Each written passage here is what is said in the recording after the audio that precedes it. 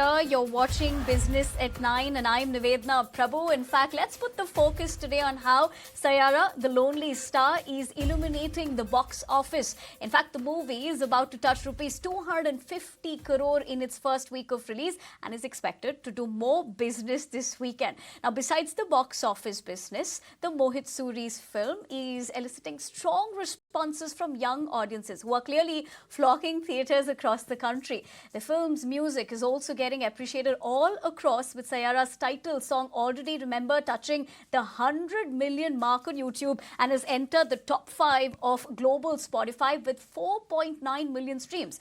The fact that Saiyaara has been able to do what it has sans any star power, featuring 2 ranked newcomers, goes on to prove that it's the story and direction that matters the most. And today we have with us the man of the moment himself, Mohit Suri, director of Saiyaara. In fact, Mohit's latest has taken the box office and audience's heart by a storm. It doesn't look like Saiyaara fever is subsiding anytime soon.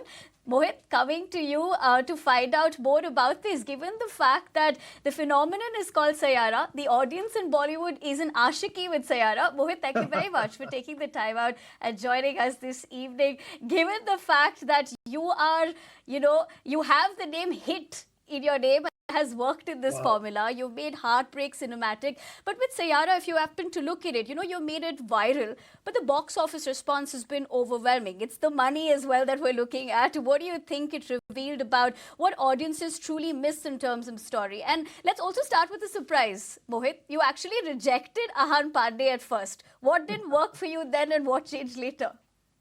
No, I mean, I rejected the person who came to meet me then.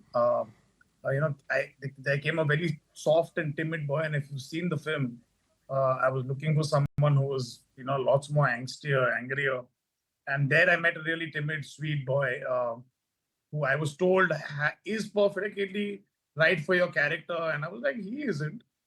So I rejected him in the first instance, but I think after meeting him a couple of times and actually meeting him and on a personal level and going out for dinner with him, and when he stopped having the burden of performance and trying to impress me, is where I saw the real Ahan Pandey come out.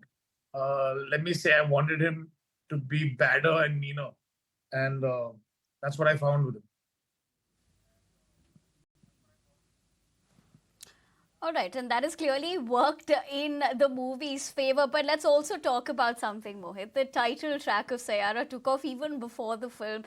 Did you know the moment, in fact, you heard it, that it would become the heartbeat of the narrative? You've had hits from Wo Lamhe to Tum Hi Ho to Galiya, the list can go on. But how do you keep finding that one song that defines heartbreak for every generation? Because we're also talking about stories, how that's changed over the years. And in Saiyaara, it's, in fact, let's also tell our audiences that it's the first Hindi and first Bollywood song to hit the number 5 spot on Spotify, that too globally. And now there's a movement in the nation to take it to number 1. So in that sense, it's a moment of pride for the country as well. So how do you feel on that front? I've never in my life ever planned to make a super, like a chart buster or a hit song. I've never put that pressure. Even when I was doing Aashiqui, I was living with that sword of Aashiqui 1's music over my head. Never did I put that pressure on the composers to say that you need to beat that and you outbeat, and we did. I think the only way to make music is to hear it like you emotionally connect with it. And, I think that's what I think has worked even globally, even when we hear, probably a Gangnam Style, or we hear a Korean song, or a Arabic song, or we hear a English song, and it, surprisingly, those universal hits become popular all over the world. I think the Saiyaara title track has an emotion that is connecting, I think, which I think, it's just a culmination of people from all over. These boys from Kashmir, Irshad Bhai, who's from Punjab, Tanish, who comes from the East, me from Bombay, Mumbai. We all get together and emotionally pour our hearts out into it. Yeah. We never planned to hit the charts. We just wanted to be honest with the film. And that's the same story I had when I did Wo Lamhe Wo Baatein. I had the same story when I did Tum Hi Ho.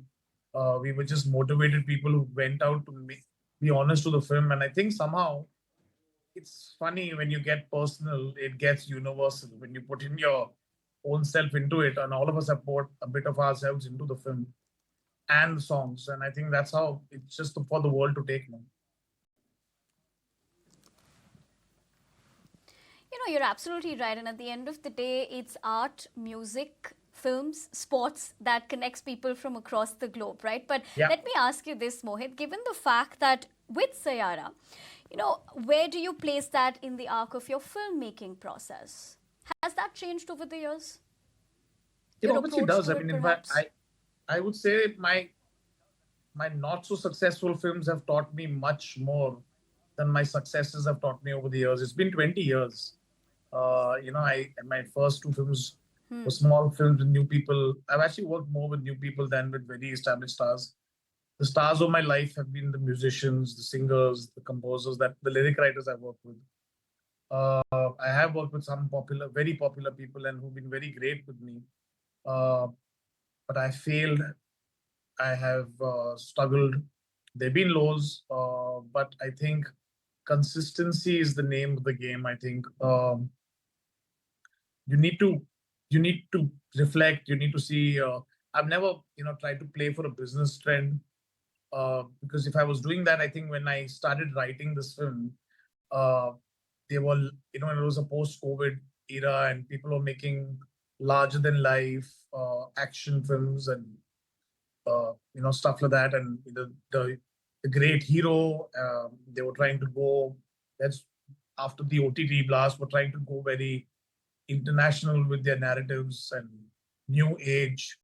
And here I was writing a newcomer film, which was simple, and but just a lot of people did dissuade me, saying no one's going to take this film, no one's going to make it.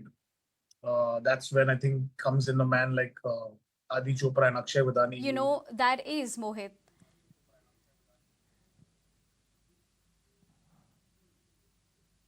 Sorry? Can you hear me? Why do Yeah, you I can think hear you. that is? Given the fact that you said, people had their own opinions, and then Because of I course you think, saw that culmination into the Virif partnership as well. Yeah. yeah, because I think, people are following trends and they thought that's what's doing well, because a couple of them did do well. They thought that you need the mass action hero, and the so-called larger than life cinema was actually the only thing that will do well. And here was the company that was known to make love stories for a while, had probably done this in the past, and they were looking for that story. It was just a sync, man. It was just that I was finding someone who believed in the script, and they were looking for a story like this. And it was actually Adi sir who suggested making it with new people, because he said this is a new film. This will new film in the sense it's got its heart, which is traditional, but it's got the language that is new. And here I am today, grateful that we have a film that's, most of the calls I've got, and the love that I've got, the numbers are definitely very encouraging and very motivating. But for the reason the film was made, I'm more than happy with all the love Yeah. that has poured in. I think that's the real plus in this film. So everyone's happy and everyone's also going to the bank laughing as well, looking at the Yeah. fact that, what these numbers are looking like. But taking a cue from what you said, about the trends as well, and how this is a story that Aditya Chopra mentioned would need younger faces. And that, of course, brings me to how love stories in this particular generation, I don't belong to the young generation, Mohit, not going on to get offended in terms of age as well. But just look at how relationships have, culminated over the years. And Gen Z today has situationships, soft launches, benching, breadcrumbing, red flag spotting. And someone would perhaps think, we're reading out Yeah. from a menu. But you have given them an old school love story, in an era where people perhaps barely commit to weekend plans. Was that Yeah. always the plan, to reintroduce the idea of timeless, all consuming love? No, Devita, I honestly feel we're just giving it more names to these relationships that probably were like just complicated kind of relationship that, you always heard of that one aunt of yours who said, I could marry this person, and I end up marrying your chachu. And she probably benched all of them. But I think what is, she was, and that Are you saying it existed before? But we have made it cooler now. I mean, not us, but the younger generation. We always had that. Like, they said I was supposed to marry someone else, and I married someone else. I think they just had those names. They just had those relationships. We never really gave them names. We only respected the first was the fiance, the wife, then became the fiance, then it became the girlfriend, and we didn't give more names till it came out. But no, I honestly feel one more thing. I think my grandparents had a love marriage, and they communicated to each other through letters. Okay. My parents had a love marriage. My father was from Delhi, mother was from Bombay. They communicated with each other through the telephone. My wife and me had a love marriage. We probably spoke to each other on cell phones and text messages and stuff like that. And I think, I don't know, the next generation probably, connect through social media and dating sites and stuff like that. I think the mode of communication keeps changing, but when the heart breaks, it probably hurts in the same place. It pretty much center in the chest and slightly to the left. It hurts the same place when you fall in love. The butterflies in the stomach are the same, no matter how. Even if it's a communication done through a letter or a call or a text message or even through probably social media, you would fall in love the same way. You still miss holding a hand. Right. Yeah. And I think so does. The center of it is all heart. But given the fact that, I think we don't give the younger ones a choice. Go ahead. We don't give them a chance. I think everyone's like, and that's what I think Saiyaara is probably proving. The fact that they were looking for something like this. I've heard this. Didn't we hear this, that our parents said that love used to happen in our generation. You guys don't know how to love. I think we're doing the same. The fact that Saiyaara is doing well is a proven fact that they do have an emotional quotient. They do want to fall in love. They want to find that partner. They want to cry. They want to laugh. They want to hold hands. They want to be with that person for the rest of their lives. But Mohit, as you pointed out, also given the fact that how we're looking at storytelling for this generation, do you think the tragedy core ending, no fairy tale closure, just feelings actually lands deeper with Gen Z than a perfect resolution? But look at how they look at music as well, Taylor Swift and so many more, because the generation wears heartbreak like a badge of honor. And then you give them Saiyaara. Do you secretly study Gen Z's heartbreak aesthetic, or did it just sink naturally? No, I'm being honest. I think we were undermining them. We were not giving them a chance. I think the fact that, Taylor Swift is mentioned at the same time, you also have Saiyaara now hitting number 5 globally, means that they were looking for a song like that to express their love story. I honestly, I would be lying, but I've made a career out of heartbreak, I think. Whether it's been with Tumi Ho or with Tofera or Wo Lamhe Wo Baatein. I would think the heart resides where the heart resides, and it's always been there, and it's always going to be there. People are going to fall in love. They could be easier ways of communicating, but especially in a world where people are connecting through social media, you need a love story that makes them fall in love. I remember when I met Adi Chopra, he said, "We need a love story like this." I said, "Sir, did you like the script?" When I asked him that, he said, "I like it, and this country needs a love story this way." And I'm glad this has just proved what we all felt a couple of months, a year back or so, that we were not looking at the fact that while they want to be dazzled, while they want to be impressed, while they want to be entertained, they also want to feel, they also want to cry. That's what Saiyaara has done for me. Talking about what Saiyaara has done for you and the characters as well, because Ahan and Aneet are being called the new age tragic ship of Bollywood. Would you say you've given this current generation that we're looking at have their own Katti Patang? I'm sure half of them wouldn't have understood what we're referring to. No, or Hollywood's 1970 love story, but this is more of a Instagram feel, more aesthetic. But all in all, it also talks about how this is the classic kind of films that people would want to see, to really capture heart at the core of it. Well, we've always had that. Yeah, we've had that in the 90s with films like Kayamat Se Kayamat Tak and Maine Pyar Kiya. With, I mean, at least having that kind of angst and energy. We've had that. We've constantly had films like Love Story, Betab. We've had those love stories all our life. I just think in the last couple of years we stopped making them. I don't know why. Um, and the Hmm. whole thing about music and I know a couple of music directors who complain about the fact that they make music for films that they've never really met the directors also of. And I think, this was so much a part of filmmaking in India when we made Indian films. That, the director sat with the music director and told you an emotion and created a love song. I think we became about dance music, we became about and nothing wrong with that. It's just that everyone started doing it and no one was taking that chance. True. And I don't think I've done anything special. Right. I've done something that has been done by a lot of people in the past. You should see the documentary like The Romantics. It talks about when the angry man was there. Yashji went and made a romantic film at that time True. also. You've seen it Yeah. happen so many times in the past with newcomers, with films like Bobby, films like Maine Pyar Kiya, films like, and I'm sorry I'm comparing this to the greats, and they're really big filmmakers. But it's always what I'm trying to compare it to is it's always happened and it's always been there.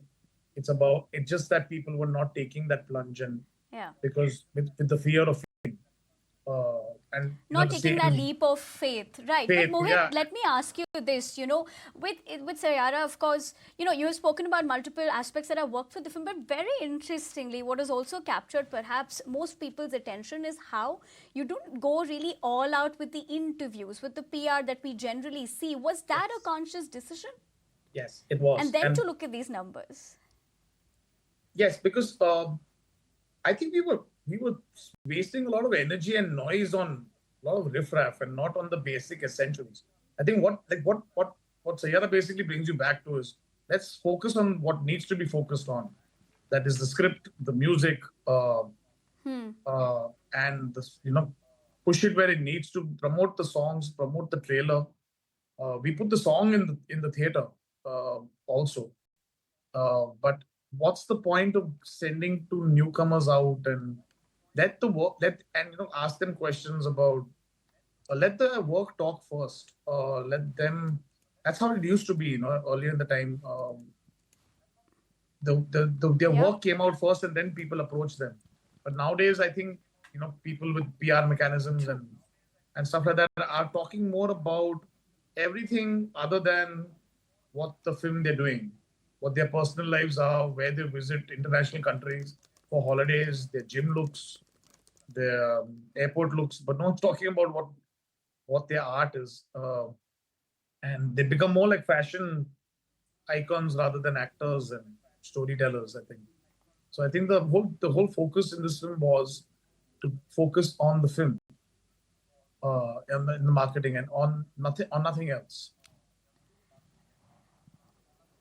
Or nothing else. And perhaps, it's that good old line which they say content is king. But Mohit, given the frenzy that we've also looked at in theatres, which I'm not sure how you kind of received that in terms of the videos also that have been going viral on social media. On a lighter note, how do you feel when someone tells you they're watching Saiyaara for the fourth time just to cry a little in Dolby Atmos? And now that, of course, before I let you go, that you've cracked the code with no gimmicks, no, the kind of stars that, of course, you've placed your bet sound.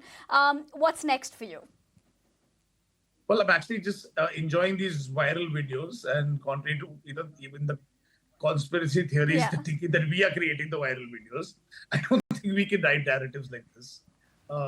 It's now Saiyaara is now no longer in I will tell you, in my hand either, or the production house's hand. It's now the audiences, and it's living a life of its own. It's been the first week, and Right. I've been here for 20 years. I want to enjoy this for a little while. And before I get back to writing, I've made 14 films. This is the nature of a filmmaker.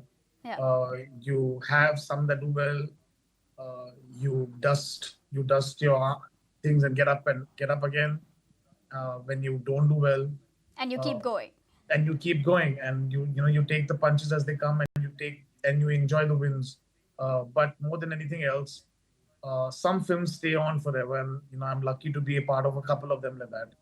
And I'm glad Saiyaara was a film like that, All right, because Mohit. the numbers are great, but the love is special. Yeah.